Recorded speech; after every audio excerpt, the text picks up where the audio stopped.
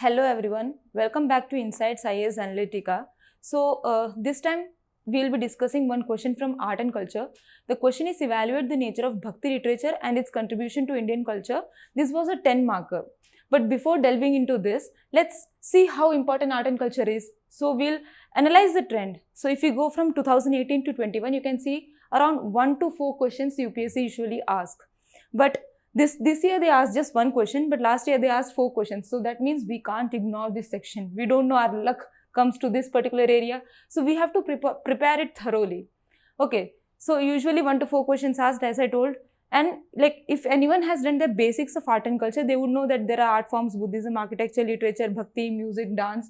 So you can see they have asked questions from all these sections equally. You can't ignore any of the portion. And the questions usually are of moderate to difficult level.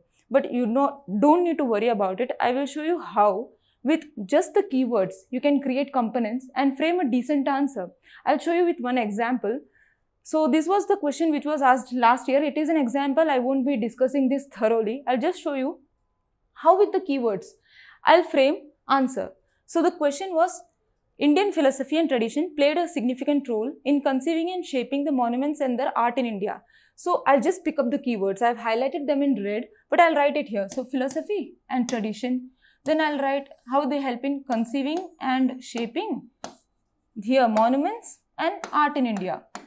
Now, I don't know what I'll be doing it, but I know Indian philosophy mein what will come? Hinduism will come. Hinduism mein I can further divide it. Vedas hai, Advaitas hai. Okay, yoga would come. Okay, these are all part of Hinduism. Then there is Jainism, Buddhism, Christianity, Islam, Jewish culture. These are all part of Indian philosophy only. So I have added this many points here. Now, in tradition, what would come? Folk tradition, tribal tradition. Okay, then Sufi, Bhakti. These are all some of the traditions I can think of. Now, I have added some points here, some points there. Just club them both and analyze how it can help in conceiving and shaping the monuments and art. So monuments, we know temples have this Panchayatan style, okay, which has been taken from Vedas. We have Vastu Shastra. Even our modern houses are built on basis of Vastu Shastra. It has come from Vedas. Then Buddhist, we have stupas. Islams, they have these domes and jali works. It has their own tradition or philosophy which we can see in our monuments. Okay, same thing, folk, tribal, art. What can you think in art? You can write paintings. Okay, then music. So these are certain things that I can think of. So now just link it. Folk painting. Okay, folk music, tribal painting. Then you can give examples like Madhubani. Like see, with just identifying the keywords in the question, I have created dimensions here. So this is how we will be addressing our today's question. Okay, I hope you understood what I'm trying to do here. But one thing that I wanted to make sure is, like, for any art and culture question or any question per se, you need to at least have your basics. Some basics you should have. Without knowing what is the philosophy of Indian culture, how can you address it? Like, you can't think. Hinduism, at least you should know Vedas are that. Those type of basics should be clear. Okay. So let's take the question that we plan to take today, that is evaluate the nature of Bhakti literature and its contribution to Indian culture. The first thing we need to do is highlight the keywords. I have highlighted them in red here, that is nature, Bhakti literature and Indian culture. The syllabus, it has been taken from Indian culture, will cover the salient aspects of art forms, literature and architecture from ancient to modern times. Now you can see I have bolded literature here. That means this portion is quite important, and I'll show you how in previous years they have asked question from literature quite some time. Now keywords. The keywords here, like as we have highlighted the keyword, the directive here is evaluate. Whenever evaluate they ask, you have to give both positive and negative and judge. Like in this particular question, you have to judge the nature of Bhakti literature and how it contributes positively and negatively both towards Indian culture. Okay, and as it is an art and culture question, you have to give examples properly. Now, the second thing we usually do is analyze why this particular question might have been asked. So we usually prepare this Bhakti Sufi from prelims perspective. We might have lot of content. If anyone has analyzed previous year questions from prelims, you would see that questions on saints they ask, then contemporary saints they ask. Like these are so we might have content from prelims perspective. So I'll show you from prelims content how you can compile it and actually have added here. But if that was not the case, every now and then some of the saint might have achieved like 100 years, 150 years. It usually comes in news. I've just added the news article here just for you people, so that whenever you read newspaper, at least you can frame a question in your mind itself, like, okay, what type of question can be asked from this particular article? So that's why I've given this. I've added the Hindu article, Tamil Bhakti Literature they had asked, then Ode to Saint Tukaram. So this type of articles comes now and then in newspaper, okay? So, but like I won't say like particularly this particular article only they might have asked question, because UPSC, as we call it, Unpredictable Public Service Commission, they can ask question, they can actually go into statistics also, stat portion as well as dynamic portion also. So we might have to be prepared for both. Now previous year questions, we have to analyze previous year question. So it is Persian, like in 2020 they asked about Persian literary sources. In 2018 they asked about accounts of Chinese and Arab travelers, Bhakti movement and Chaitanya Mahaprabhu. In 2016 they asked about Krishna Dev Raya and learning. Now see, these questions would be considered as tough, but if you had taken up the keywords and made components out of it, then you could have addressed it quite easily. Okay, so let's address this question. Evaluate the nature of Bhakti literature and its contribution to Indian culture. So as we usually do, first I'll give you one introduction with minimum knowledge that you have, like if you have no idea, and one with decent knowledge that you have. So with minimum knowledge. Now I have no idea about the past of Bhakti literature, but I know what Bhakti is. Bhakti is love and devotion to God. Literature is any literary work which would be in the form of dramas, songs, or plays or anything. Okay, so I know these two words. Now what I'll do is I'll just pick up this and some words from the question itself and frame a general introduction. So what I'll do is here, Bhakti literature is devotional songs, dramas, plays which spread the message of socio-religious reforms and had profound impact on the Indian culture. See, just from the words of the question, I framed a general introduction. It is not wrong. Like I won't say that it is the best also, because you haven't given much idea about what Bhakti literature is. But when you have no idea about what to write, then you can at least write this in your introduction. Now with knowledge of Bhakti literature that I have, what I could have written is, Bhakti literature are religious literary works. Okay, they are part of Bhakti movement which spread from South India, that is Tamil Nadu, to other parts of the country from 7th to 17th century. Now you can write about the nature of Bhakti literature, that is, they were in local languages, then they were socio-reformist in nature. These are some of the points that we have written in introduction. Okay, now once we have addressed the introduction properly, let's see how to go about body. That is with keywords from the question itself. So in the last video, if you remember, I had given this component-based approach in which I had discussed about this perfecta of good governance. Same thing I'll try to do here. So the question we had underlined the keywords nature, Bhakti literature and Indian culture. Now think of, brainstorm. What could be components of nature in Bhakti literature? It could be religious or non-orthodox. It could be regional, that is spread. Then language, based on language. It could be social, that is women empowerment. This is nature of Bhakti movement, Bhakti literature itself. So see, from nature I have just brainstormed and created these many points. So same thing with literature. Now literature, as I told, there are stories, poems, plays. These are literature. Indian culture. Just take up the syllabus of art and culture. The culture, Indian culture has from languages, literature, then architecture, music, dramas, and everything comes under Indian culture. I've just given it in easy format here. So as I described, these are religious, non-orthodox, regional, social, then literature. These are the things, and Indian culture, these many things. Now what we have to do is, now you have to actually have knowledge, little bit knowledge at least about Bhakti literature, because you have to write the name of the saints and the literary works also. So religious, orthodox, what the first name that comes to my mind is Mirabai. Then Mira Ki Malhar, that was one of her literary works. So in religious, we have to address what religious was. So they were devout to Krishna, or like Nayanars or Alvars, they were devout. They actually gave their life to God itself, left their actual life and devoted completely to God. That was religious. In this, I can write Surdas also. He wrote Sursagar, which was also devoted to Lord Krishna. So write the name of the saint and the literary work and show that how they were religious in nature. Okay, then non-orthodox, I can think of Kabir or Kabir Bijak. Okay, we might have read that in prelims.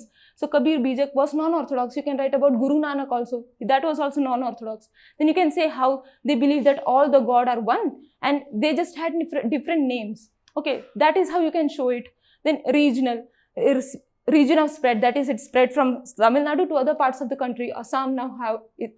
Then this Bengal has Chaitanya Mahaprabhu. Local languages. In local languages, you can write about specific region like Basavannas, Vachanas, they were in Kannada. That's how you can give examples, okay, with name of the saint as well as his literary work, you have to mention them. In social, that was against caste discrimination. How it was against caste discrimination? Ramananda, his disciples, he never discriminated. He took disciples from all the caste. That's how it was. Against patriarchy, again you can give examples of Basavanna only. He never differentiated between men and women. Okay, that's how it was. He created this Anubhav Mandapa in which both men and women could come and discuss about issues. So see, I've just discussed the nature, give example of one of the saint, their work. Okay, so now the question actually asked about the nature of Bhakti literature that I have described. Now, its contribution to Indian culture. So I have to actually show how the Bhakti literature is having some contribution to Indian culture. I can show both positive and negatives. I have these many dimensions. So what I'll do is, in each of the dimension, I'll add one of the saint's name and their literary work. So now in language, I can think of Shankaradeva. He had impact on Brijwali. Okay, same literature. I can think of Gujarati literature, where Narsimha Mehta, he had impact on Gujarati literature. Vaishnav Janto, that was his work. Architecture, there were these mathas created. Okay, music. What can you think in music? Tansen. He was, disciple of Swami Haridas. Okay, so that way, Tansen had impact on Hindustani music. Same, Purandradas had impact on Carnatic music.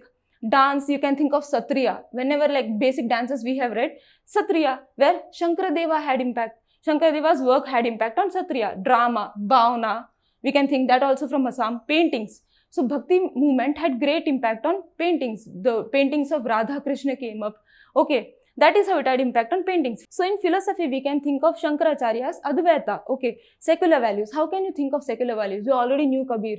Dadu Dayal, you can write. How their works had this profound impact on Hindu-Muslim unity. They wanted that. Okay, that is how they influenced Indian culture by giving these type of secular values. Equality to women. Again, you can write about, whenever equality to women comes, you can write about Basavanna.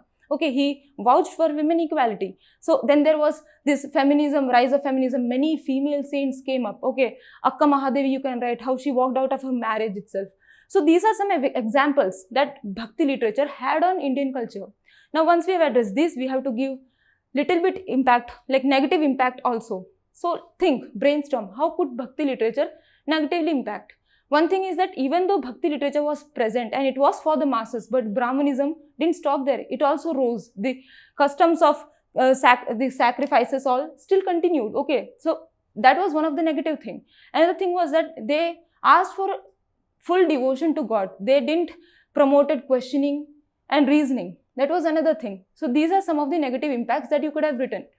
Now, as we have addressed the question, let's see how to go about the conclusion. So in conclusion, usually in art and culture and Bhakti literature was given, you could have different type of conclusion.